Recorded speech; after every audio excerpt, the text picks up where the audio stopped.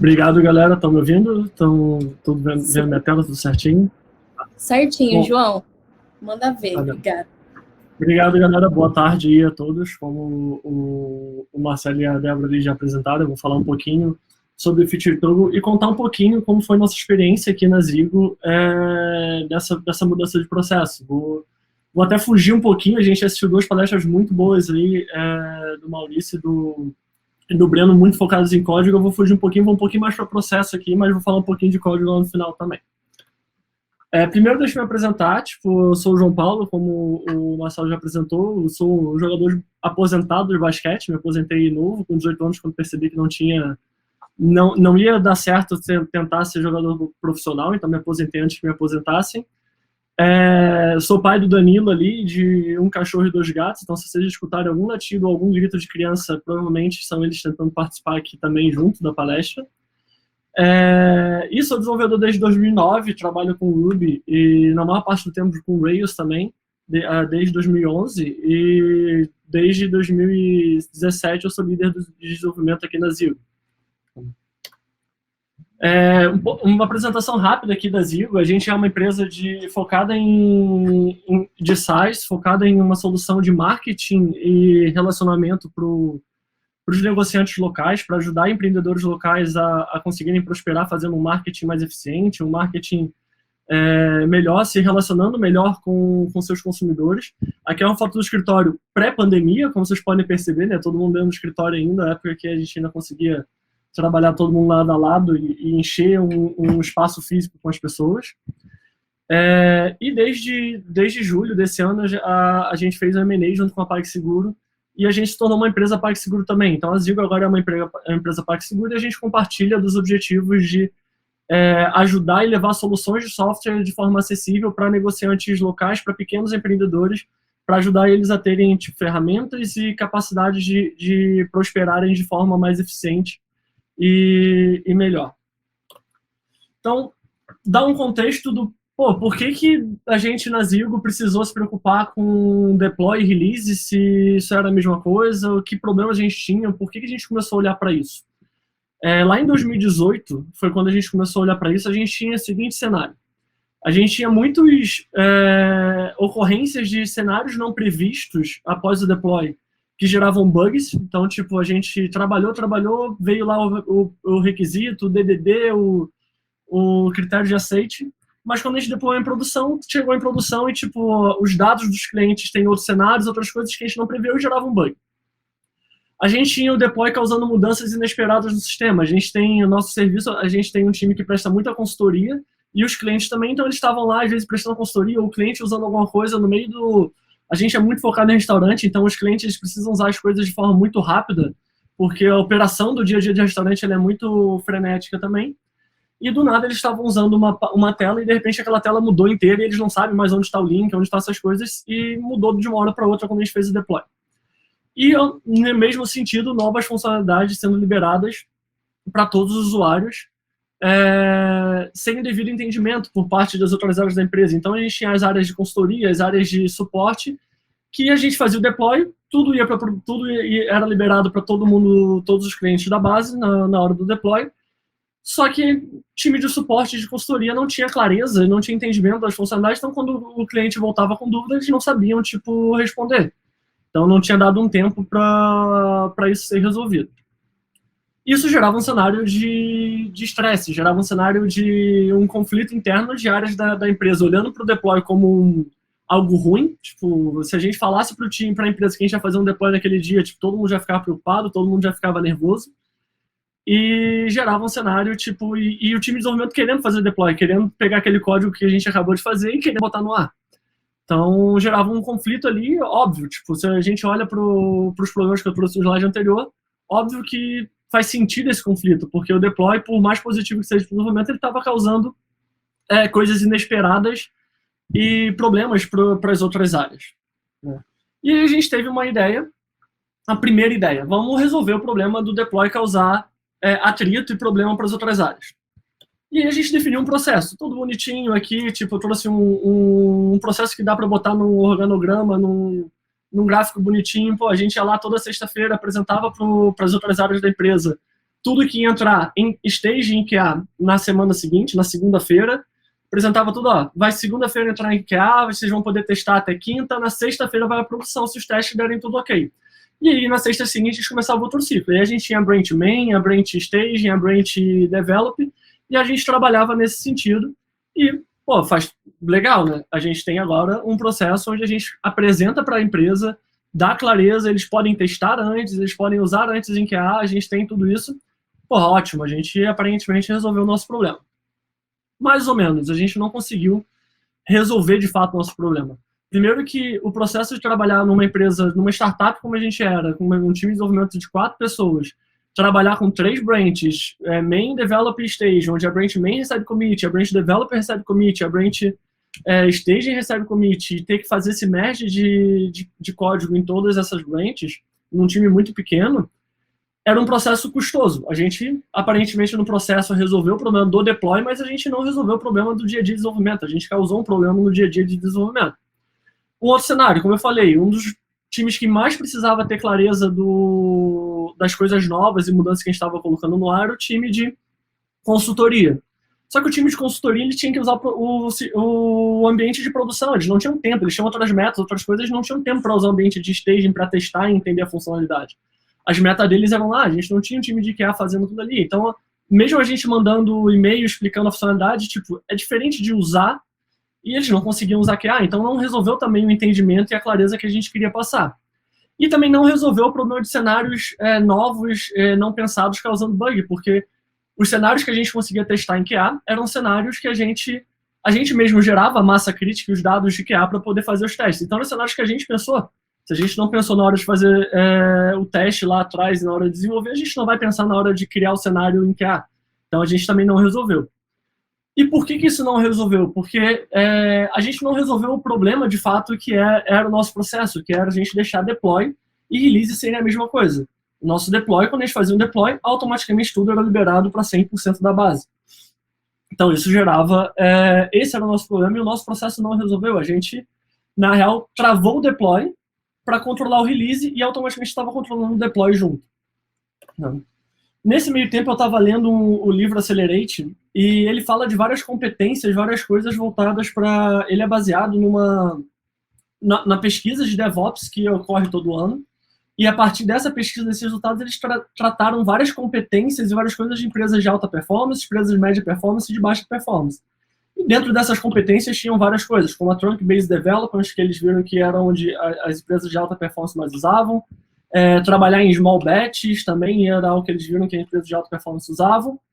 E tinha esse gráfico aqui que funcionou como uma provocação para mim, tipo, porque eles trouxeram que a partir da pesquisa deles, eles viram que as empresas de alta performance tinham essa linha mais escura do gráfico, onde quanto mais o time de desenvolvimento aumentava, mais deploys essas empresas faziam.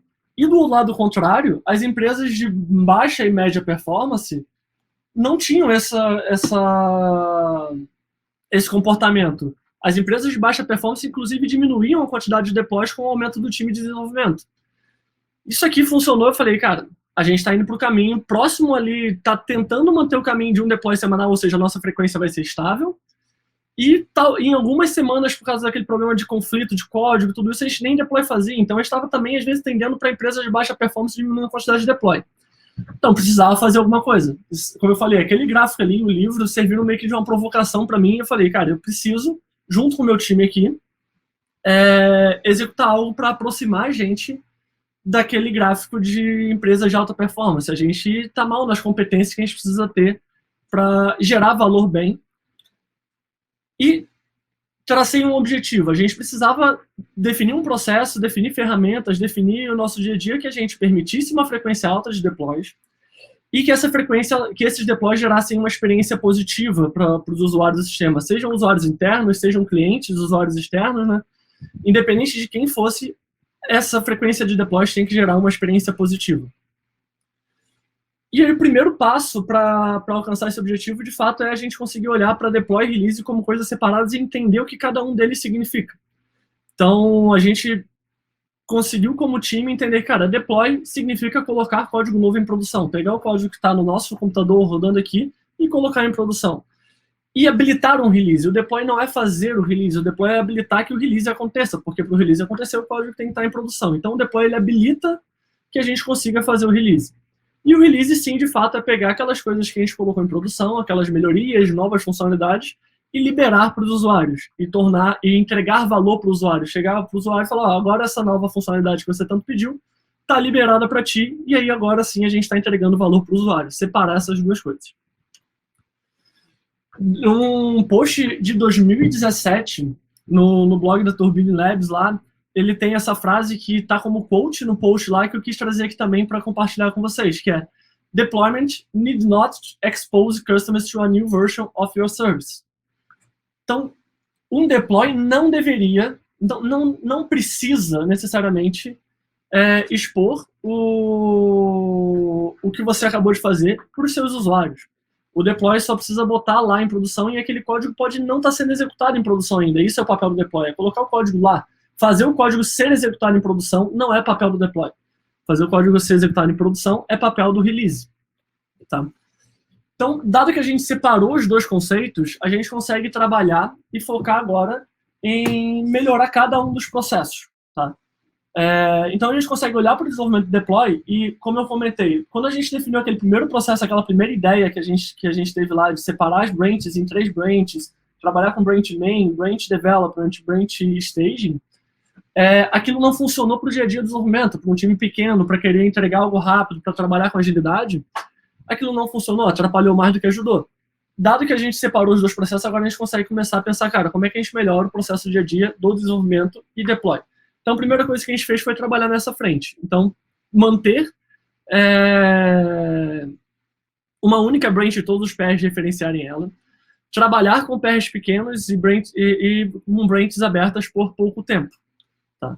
Então, essas foram as primeiras coisas que a gente focou dentro do processo de desenvolvimento para a gente poder, como time de desenvolvimento pequeno que a gente era, no mundo de startup, entregar mais valor e trabalhar numa velocidade mais estável e ter um processo mais saudável no dia a dia.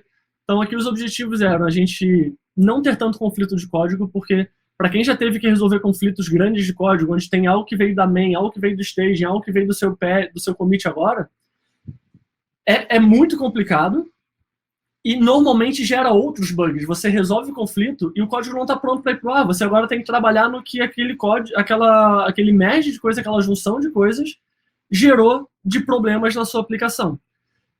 Então, os objetivos aqui eram sempre minimizar esse problema, trabalhar com pairs pequenos e ficar pouco tempo longe da master para a gente ter sempre os códigos mais atualizados e tudo mais junto e próximo possível para não ter problema de conflito.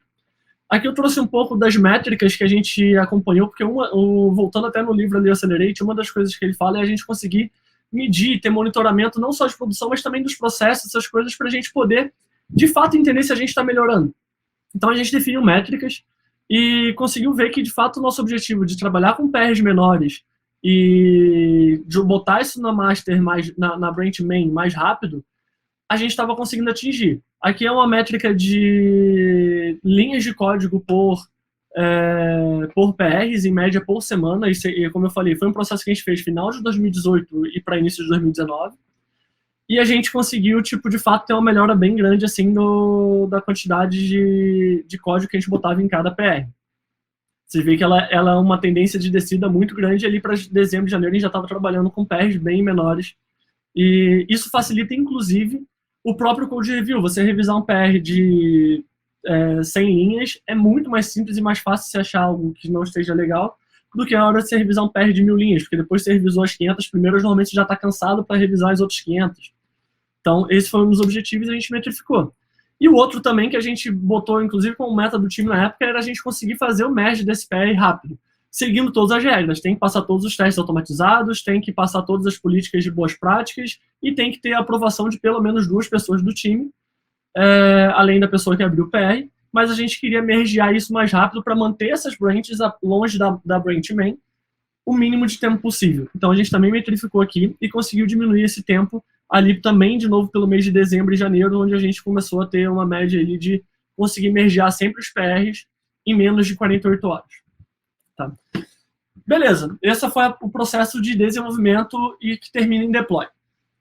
E para o processo de release, o que a gente precisava se preocupar?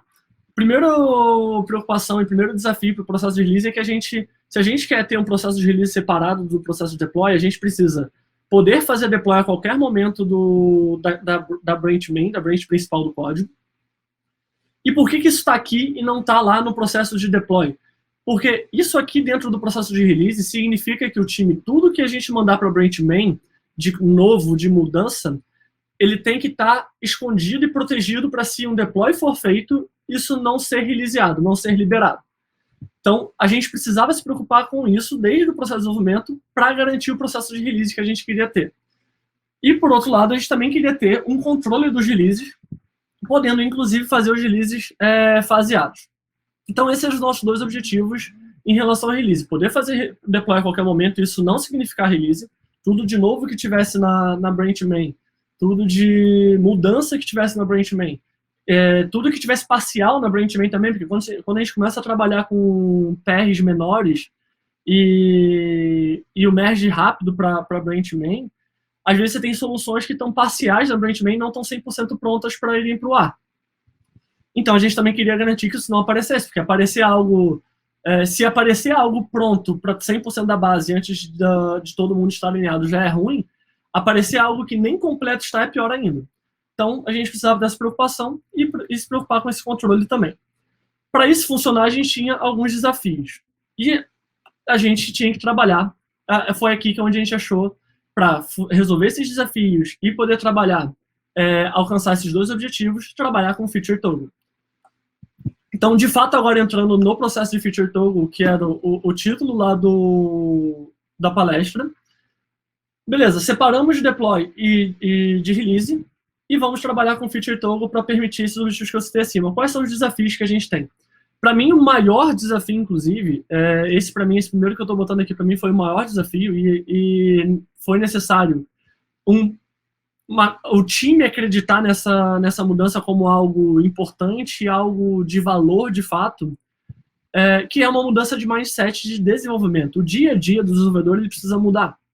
Quando eu estou bastante tempo já mais com papel de liderança de time de desenvolvimento, mas sou desenvolvedor ainda e sempre que vou mexer em código, ou quando era desenvolvedor ainda, o meu impulso normalmente quando tem, muda essa página aqui para essa página agora passar a ser dessa forma. Ao invés de ter uma tabela, ela vai ter uma lista de cards desse lado e do lado de cá vai ser um gráfico. O meu impulso normal apaga aquele código e substitui com um código novo. Só que, se eu apagar aquele código e substituir com um código novo, eu não consigo fazer o deploy não significar release, porque eu não tenho o código antigo mais no ar para manter ele funcionando e o release ser controlado pós-deploy. Então, isso muda o dia de desenvolvedor. O desenvolvedor ele começa a ter que botar, não mais substituir código, mas botar um if. Cara, se foi liberado, mostra a parte nova. Se não foi, mantém o código antigo e mostra o código antigo e deixa funcionar da forma antiga ainda aqui. Então, muda o dia a dia de desenvolvimento, muda a forma de pensar do desenvolvedor no impulso inicial dele de como começar uma tarefa. Porque imagina se o desenvolvedor deixar para pensar em como fazer o release no final da tarefa, ele já vai ter apagado todo o código e não vai dar mais para voltar atrás.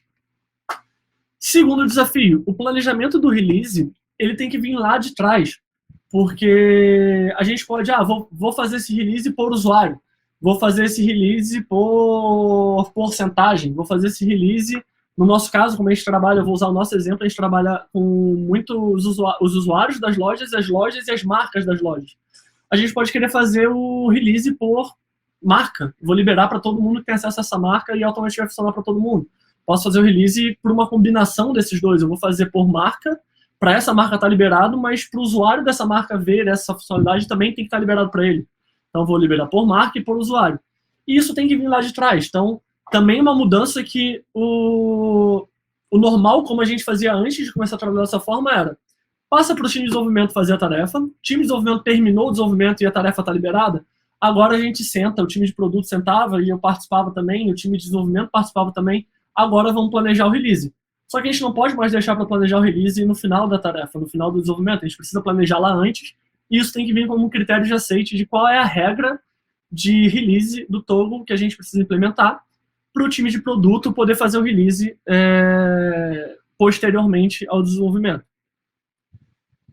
Um outro ponto, a gente precisa, dado que agora deployar não significa release, como é que a gente mede se o que a gente deployou está demorando muito tempo ou pouco tempo para ser liberado para a base? Porque antigamente era fácil, né? Deployou, está liberado para 100% da base. Eu não preciso, não tem uma métrica para acompanhar o release, não tem uma métrica para acompanhar para quantas pessoas da base essa funcionalidade nova já foi. Se está demorando 2 meses para ela ir para o ar. Porque se o nosso objetivo é permitir uma frequência alta de deploys, mas uma experiência positiva e gerar valor, a gente não pode deployar e o código ficar lá parado. A gente tem que deployar e depois que esse código for deployado, o release ser feito e alcançar 100% da base. Essa é a nossa métrica de sucesso. Então a gente também precisava começar a acompanhar algo que a gente não acompanhava, porque não existia essa fase de release. E a gente precisava de uma ferramenta que permitisse um release faseado de forma fácil e controlada. Então, porque se não fosse fácil controlar, a gente ia ter que manter o processo de release dentro do time de desenvolvimento. Imagina que a gente terminou o processo de desenvolvimento e o time de desenvolvimento falou, ó, a tarefa está lá entregue em produção. Mas quando vocês quiserem releasear, tem que abrir um ticket no suporte para cair no time de desenvolvimento para a gente poder fazer a alteração que precisa para aparecer para esse usuário. Não é legal, a gente separou o release de deploy, mas o processo de release ficou muito dependente do time de desenvolvimento. O ideal é que o time de desenvolvimento termine aquela tarefa, o release está sendo feito por um time de fora do desenvolvimento, time de produto, que fez lá os specs, fez os critérios de aceite, as histórias do usuário, e agora o time de desenvolvimento já está olhando para o próximo desafio, para a próxima entrega de valor. Tá. Dado isso, a gente precisava achar essa ferramenta que permitisse que a gente completasse tudo isso, que a gente permitisse um controle fácil e um rollout fácil de funcionalidade na fase de release, que permitisse a gente, ao colocar as coisas na branch main, elas ficassem escondidas e controladas, que a gente pudesse atender regras diferentes e específicas para cada release, um release por usuário, um release por porcentagem, um release de alguma forma, e que a gente conseguisse trabalhar bem, que não atrapalhasse o dia a dia do desenvolvedor também, uma ferramenta que fosse fácil de usar também para o desenvolvedor. Olhando as opções de ferramentas para um projeto Ruby, que foi o foco que a gente deu no ano passado, e de novo, a gente estava num contexto também que a gente, como eu falei, um time pequeno dentro de uma startup, a gente precisa se preocupar com o desenvolvedor ser produtivo e achar ferramentas que sejam fáceis para ele. Então a gente focou em não implementar algo do zero e achar alguma lib que ajudasse a gente. Essas são as duas opções que a gente viu na época, que é o Flipper e o Rollout. Elas são bem similares na questão de opções de uso, funcionalidades que elas têm, tipo, e o que elas oferecem. No nosso caso, a gente escolheu o Flipper na época por algumas coisas que o time trouxe e vendeu para mim, e eu concordei em relação às opções que a gente tinha e a forma que a gente gostaria de trabalhar e que o time gostaria de trabalhar.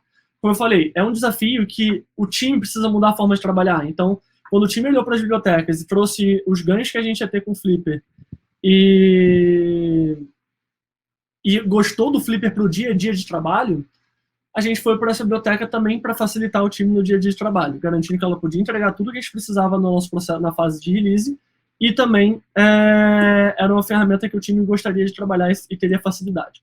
Tá? Aprofundando então um pouco mais no Flipper e das nossas escolhas. O Flipper ele permite a gente trabalhar com gates. Então a gente pode fazer release para grupos de usuários, grupos de lojas, grupos de marcas, grupos do que for. Então vocês vão ver que eu vou falar muito de atores. O Flipper ele trabalha com esse conceito de atores. A liberação não é para um usuário, é para um ator, seja o ator do que ele for. O ator no Flipper em si, eu vou explicar mais à frente na instalação, ele só precisa ter uma implementação de um atributo que ele pode funcionar como ator do Flipper. Tá? É um método que precisa implementar e aí ele passa a funcionar como ator do Flipper sem nenhum problema. Então você pode ir para grupos de atores, para uma porcentagem de tempo ou uma porcentagem de atores, ele também permite essas duas opções. Ou em off geral, você pode, cara, é uma biblioteca, uma coisa que eu vou só ligar para todo mundo, uma funcionalidade que eu vou só ligar para todo mundo ou desligar para todo mundo. Também é possível fazer. E ele também permite você ser bem micro e liberar individualmente para os atores. Eu vou liberar especificamente para o usuário do João Paulo e é para ele que vai estar liberado por enquanto. Ele também permite a escolha de alguns adapters. Ele permite você trabalhar com Redis, Active Record, MongoDB, Cassandra e alguns outros adapters. Os adapters aqui no caso são onde você vai guardar a informação de quais são os gates, quais são as funcionalidades, quais são os atores que têm acesso a elas a partir da regra do gate e disso. E ele também tem ele é bem modularizado, tá? Então o adapter específico que você vai escolher, a interface web, que é um outro ponto que fez a gente escolher ele, que você vai usar, você escolhe ela e instala como libs separadas. Então ele também tem essa outra lib já integrada com ele 100% para uma interface web para controle. Tá? Então entrando um pouco como é que a gente configura o Flipper. E aqui eu vou dar exemplos mais focados em Rails, que era o nosso projeto lá, mas na maioria das vezes esses exemplos vão funcionar mais como um conceito e exemplo que você pode aplicar num projeto Ruby puro também, ou em outra aplicação Ruby. Então, para instalar, como eu falei, as genes deles são modularizadas, então você instala a gem do Flipper e escolhe qual adapter instala a gem do adapter e a gem da interface web também ali, o Flipper UI. Para montar a interface web no Rails, é o mount lá dentro das rotas, você bota o Flipper e escolhe qual é o path que você vai fazer ele funcionar. A gente bota isso e a gente botou dentro do contexto de admin, então o barra Flipper nosso só aparecia quando alguém estava logado como admin. Se não fosse um admin, o barra Flipper não funcionava, dava permissão negada. E você configura ali o adapter também no initializer do Flipper, com esse configure e passando o redis corrente para ele, que foi a nossa escolha de adapter também. E aí, entrando nos gates, como você trabalha com os gates no Flipper? Como eu falei, você precisa definir um atributo, que é o que o Flipper vai usar para saber se aquela funcionalidade, quando você estiver conferindo, está liberada ou não está liberada para esse ator. E é o Flipper ID.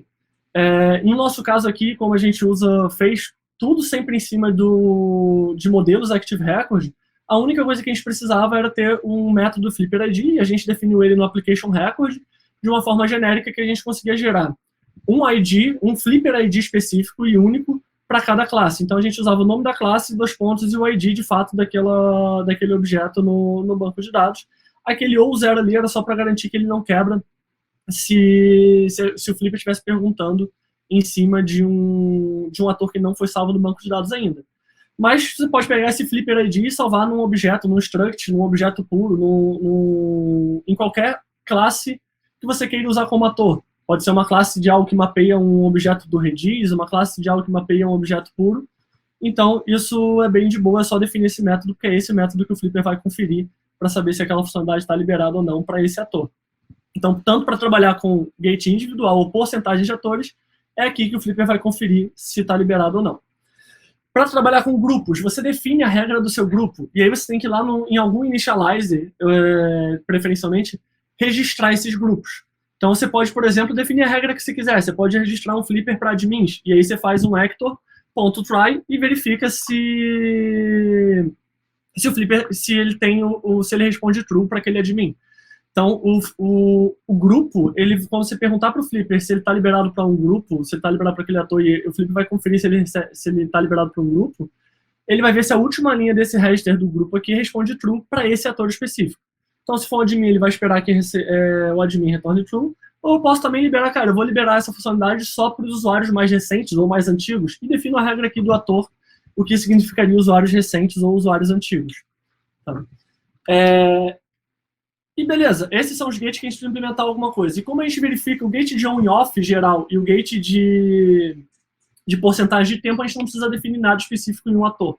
Ele funciona com o tempo ou on e off geral do Flipper. E como eu verifico se o ator tem acesso a essa funcionalidade? Aqui eu vou trazer o exemplo que eu citei lá atrás, de, às vezes eu vou mudar uma página inteira e vou ter uma nova versão dessa página. Trabalhando com Rails, a gente tentava, não botar isso no meio do código. A gente tentava limpar um pouco mais o nosso código e falar, ou eu vou renderizar essa nova pasta inteira, ou eu renderizo essa pasta antiga inteira. E ali, o que é mais específico para perguntar se esse ator tem acesso a esse Flipper, você passa Flipper. No nosso caso, a gente usando o adapter do Redis, você passa esse new index ali, ele é uma chave do Redis, e ele vai perguntar, está habilitado para essa marca atual? Ou está habilitado para esse usuário atual, para esse usuário logado? Nesse caso, a gente implementou uma regra que tanto faz se está habilitado para a marca que está no contexto da aplicação ou para o usuário que está logado, para qualquer um dos dois, se tiver liberado, a gente vai mostrar a nova tela. A gente também poderia usar uma regra diferente, de ter que estar habilitado para a marca e para o usuário. Então, a gente consegue habilitar essas regras, como eu falei lá no início. É muito importante essas regras, elas virem definidas lá no critério de aceite. para a gente, no desenvolvimento, não ter que lá no final ter que mudar a regra ou alguma coisa. Então, o planejamento, essas regras, elas têm que refletir o planejamento de release que foi feito lá no início. E aí a gente implementa. Ela pode ter 3 condições, ela pode ter 2, a gente pode usar o ou. E o método do Flipper é sempre esse enabled, passa qual é o ator que a gente quer verificar. E ele vai verificar se o Flipper está habilitado para um grupo, ele vai verificar se esse ator está dentro desse grupo.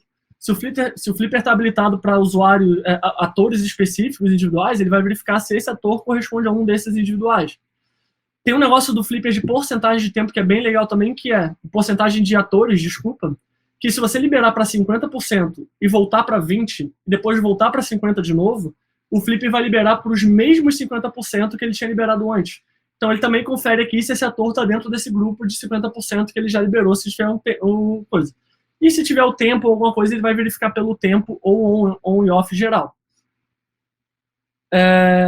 Então, aqui, se eu não quiser, por exemplo, verificar por ator nenhum, só quero verificar se está liberado 100%, está no on e off geral ou não ali, eu posso passar só enabled. Então, ele vai verificar se a nova tela está liberada para 100% ou não está liberada para ninguém. Ele não vai verificar um ator específico, né? Que ele vai bater no on e off geral.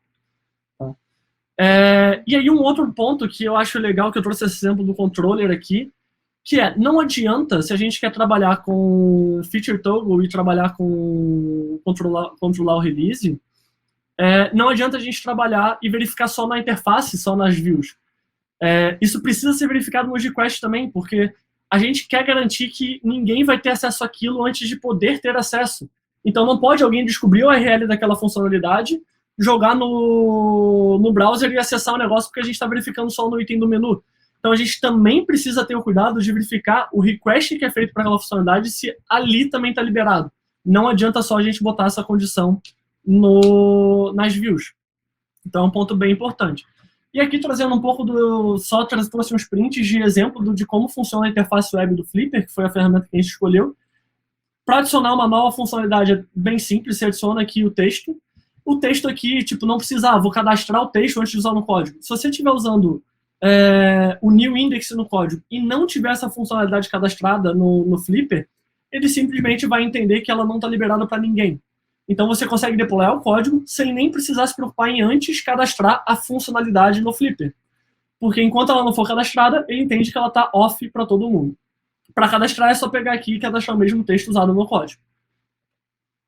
Aqui eu apaguei as funcionalidades que a gente está usando o Flipper lá porque eu peguei o print da tela nossa, de fato. Apaguei as funcionalidades que a gente está usando porque tem coisas novas sendo lançadas aqui. Mas aqui é o exemplo de como ele lista todas as funcionalidades e mostra, por exemplo, quais os gates estão habilitados para cada uma. Então, por exemplo, tem funcionalidade que está no Boolean, está on e off geral. Tem funcionalidade que está no actors, em grupos, em porcentagem de atores. Então, ele mostra aqui também como está cada funcionalidade. E do lado esquerdo aqui está tudo verdinho, é porque todas essas já estão liberadas para 100%. Se elas estiverem liberadas para uma parte dos atores, aparece aqui como liberada para parte aparece amarelo, e se ela tiver off geral, aparece vermelho. A última tela aqui, que tem de fato, onde você escolhe quais funcionalidades e como você vai liberar. Porcentagem de tempo, porcentagem de atores, porcentagem de grupos, atores específicos, on e off geral lá em cima, e remover lá embaixo, como eu falei, se você deletar, ele deleta a chave, se a chave não existe, tá off para todo mundo. E os resultados que a gente teve? A gente conseguiu coletar feedback e ajustar funcionalidades em produção, que já estavam em produção deployadas antes de ser liberadas para 100% da base. Um dos posts que eu vi também, acho que é o mesmo post que eu citei o coach lá atrás, ele fala que é super normal e vai acontecer você botar em produção e aparecer cenários que você não imaginava antes e não conseguiu prever e causar bugs. Então, é melhor liberar para 100% esses cenários aparecerem nos dados de produção e você corrigir antes de liberar para 100% do que você liberar para 100% de uma vez. A gente conseguiu aumentar, de fato, o número de deploys, a gente passou a fazer deploy todo dia, mais de um deploy por dia às vezes. Então, o código estava sempre fresco em produção e a gente conseguia ter feedback rápido também, monitorar rápido se alguma coisa que a gente fez quebrou em produção. Porque quando a gente faz um deploy por semana só também, o deploy vai com muito código. E aí a gente não sabe se quebrou em produção, cara, como é que a gente sabe o que quebrou? É melhor fazer vários deploys de coisas pequenas, porque se alguma coisa quebrar, a gente sabe, é muito mais assertivo chegar ao problema que aconteceu, que ocorreu a quebra. E, como eu falei já, a descoberta de edge case e cenários, como eu falei, a gente conseguiu ajustar e melhorar a funcionalidade, mas também resolver cenários que não foram pensados. E a gente conseguiu praticar um pouco mais o dogfooding, que é o uso interno pelas pessoas do time das funcionalidades, antes de liberar para todo mundo. Então, como eu falei, o nosso time de consultoria começou a usar funcionalidades novas antes dos clientes, em produção, sem atrapalhar as metas deles, e aprendendo e tirando dúvidas antes de a gente liberar para os nossos clientes. Ótimo, a gente ficou 100% feliz, começou a trabalhar dessa forma, não queria mudar e queria aplicar Feature Toggle para tudo. Mas óbvio que também tem preocupações, e como eu falei, a gente fez isso no final de 2018 e início de 2019. Ao longo de 2019 inteiro e esse ano de 2020, a gente foi aprendendo várias coisas. A gente tem alguns aprendizados. É importante remover os toggles do código logo após o release terminar. Então, o release chegou em 100%, é importante ter tarefas de limpeza de código onde você vai lá e vai remover aqueles toggles já usados, já liberados para 100% do seu código. Porque o toggle é um if a mais, é um fluxo a mais, é uma opção de cenário, opção de bifurcação no seu código, que quanto mais tiver isso, mais complexo ele fica. Da mesma forma, é importante controlar a quantidade de toggles simultâneos, porque se você tem... e aqui é importante ter clareza de qual o tamanho do seu time e como você consegue, quantos releases simultâneos, quantos toggles simultâneos você pode botar no seu sistema. Porque a gente tinha um time de 4 pessoas, ter 10 funcionalidades com toggle simultaneamente deixava muito confuso. Como é que o time controla todas essas coisas acontecendo? Então é importante controlar a quantidade com uma relação para o tamanho do seu time. Então foram 2 aprendizados que a gente também teve ao longo do ano passado e desse ano, que cobraram o seu preço. A gente no início não se preocupava muito em remover os toggles, depois a gente passou a se preocupar porque o preço começou a ser cobrado e era difícil dar manutenção, era difícil entender cenários que poderiam acontecer. Bom, galera, é isso. Tem vagas abertas lá na Zigo também, de Ruby, então fiquem à vontade para entrar em contato e acessar o link das vagas e abrir para perguntas agora para vocês também. Se tiverem alguma dúvida, espero que eu consiga ajudar e responder o que tiverem de dúvidas aí. Valeu! Galera, manda um salve para ele agora. Deixa eu procurar aqui as perguntas. Pode dar uma respiradinha. Vamos para a primeira. Camila Campos, uma pessoa que quase ninguém conhece na comunidade. O que vocês fazem para garantir que o código antigo não fique lá para sempre? Eu acho que isso é uma preocupação de todo mundo que lida com Feature Toggle. Sim. Então, como eu falei, a gente não se preocupou muito com isso no início. E a gente aprendeu que a gente precisava se preocupar com isso. Porque a gente começou, às vezes, a ter Feature Toggle que a gente ia botar e quando via já tinha um Feature Toggle naquela tela, que não estava servindo mais para nada, mas ele estava lá porque a gente não removeu, o release já tinha sido feito. Então a gente começou a botar no dia a dia, tipo, a gente tinha que ter tarefas dentro do sprint ou do Kanban, alguma coisa, que ela era bloqueada, ela só podia ser liberada depois que o release acabasse, mas ela tinha que entrar para o to-do do time, que era limpar aquelas features. Então a gente precisava botar no processo de construção, tipo, a gente sabe que vai ter esse downside no final de ter que limpar essa feature, e ao limpar essa feature, remover código antigo também.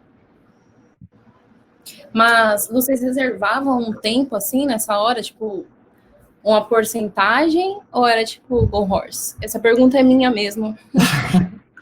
A gente não reservava uma porcentagem específica, tá? Porque a gente até metrificou os releases a gente botou como meta que eles demorassem no máximo 2 semanas, então a gente fez o deploy agora e no máximo 2 semanas isso tinha que estar liberado para 100% da base, e a gente bateu esses releases, mas tinha funcionalidades mais simples que eram terminadas em 1 semana, algumas demoravam 2, algumas passavam. Então, isso não tinha um momento certo que isso voltava para o time para liberar. Então, era mais tipo, cara, quando acontecer, vem. E aí o time tem que botar na próxima iteração que tiver, a gente tem que botar isso para dentro para remover. Legal. Bacana isso. Vamos para a próxima. Do Felipe Andrada. Que massa, João. Dá para fazer teste AB de funcionalidades, então? É isso? Dá, a gente pode fazer também com o Feature Toggle Teste AB. Não foi o uso que a gente deu para o Feature Toggle, a gente botou muito mais para coisas novas, substituindo coisas antigas, mas dá para usar para Teste AB. A gente não fez o uso para Teste AB, mas a gente meio que teve resultados um pouco parecidos com isso, porque a gente lançava uma feature nova, liberava para 5% da base, para 10%, depois, e aconteceu várias vezes de virem 20 feedbacks enquanto estava liberado para 10%, que a gente percebia, pô, isso aqui, porque a gente liberou, precisa ser um pouquinho diferente, porque do jeito que a gente fez não vai gerar o valor esperado. Então vamos mudar antes de liberar para 100% da base. Então a gente conseguia coletar, sim, os resultados, que é o que espera a gente, quando a gente faz teste AB também, coletar resultados. A gente coletava muito resultado e muito feedback antes de liberar para 100%, e às vezes isso impactava em mudar algo antes de chegar a 100% da base. Oh, legal. Vamos para a próxima, do Edmo Souza. Vocês já usaram o Feature Toggle em algum cenário no qual o cliente faz o toggle? Interessante essa pergunta. Já tem opiniões. Como ficava o teste disso? Tinha que fazer teste com ou sem toggle e depois tem que remover o toggle e o teste? Sim, a gente não usava. Interessante a pergunta. Eu nunca pensei nesse cenário, na real. A gente nunca pensou em liberar o toggle para o cliente escolher o toggle para os usuários dele. Poderia ser, né? A gente poderia liberar, no nosso caso, como eu falei, para a marca e deixar o administrador da marca escolher qual usuário da marca tem acesso ou não a esse toggle. A gente nunca pensou. Não sei te dizer como funcionaria e como a gente lidaria com isso. Mas sobre os testes, ao colocar o toggle, a gente fazia teste da funcionalidade com o toggle e não removia o teste da funcionalidade antiga, né? O teste da versão antiga. Então, sim, na hora que a gente ia remover o toggle e o código antigo, a gente também precisava remover o teste. O teste também ficava lá no ar até o release terminar. Então, até o release terminar, a gente tinha teste que rodava na tela antiga, no cenário antigo, teste que rodava no cenário novo. Mas esse cenário eu achei interessante, Edmo. Tipo, vou dar uma refletida aqui, a gente nunca chegou a usar e nunca chegou a pensar nele. Eu já usei, vou compartilhar um pouco da minha experiência, eu já usei isso na Local Web, a gente fazia isso, o cliente ele tinha um painel administrativo e ele gerenciava como os clientes dele iam usar a aplicação. Então, a gente tinha algumas toggles que o nosso cliente poderia disponibilizar para o cliente dele. Então, o nosso cliente fazia o toggle, sim. Funciona super bem, assim. Aí, óbvio que depois você não removia, porque esse toggle ele era também uma funcionalidade, se você quer ir para um lado ou para o outro. Funciona bem legal. Eu acho que nesse caso a gente só tem que se preocupar em manter aquilo como algo mais permanente, né? A gente se preocupou muito, a gente usou o adapter do Redis e não se preocupou em, eu vou fazer backup do Redis, fazer redundância, porque o nosso toggle era de fato temporário, né? Então acho que para usar no cenário que você citou, a gente precisa de fato ter uma estrutura que seja mais permanente, porque é uma funcionalidade de toggle que você deu para o cliente, né? Exatamente. Era exatamente assim, a gente já fazia ela mais robusta pensando nesse toggle. Sim. Vamos para a última pergunta, galera. Vocês implementam também Feature Toggle em features de mudança de arquitetura back-end mais drásticas? Se sim, como vocês fazem isso? Pergunta do Felipe Moro. Sim, a gente fez. Sendo bem sincero, não foram experiências muito legais. A gente acho que não conseguiu usar da melhor forma, mas a gente fez sim para mudanças de back-end também. A gente fez, por exemplo, quando a gente estava implementando, adaptando o nosso sistema para LGPD, a gente também foi adaptando parcialmente e fazendo com toggle. O login agora tem isso aqui, tem essa funcionalidade que mudou no banco de dados, alguma coisa.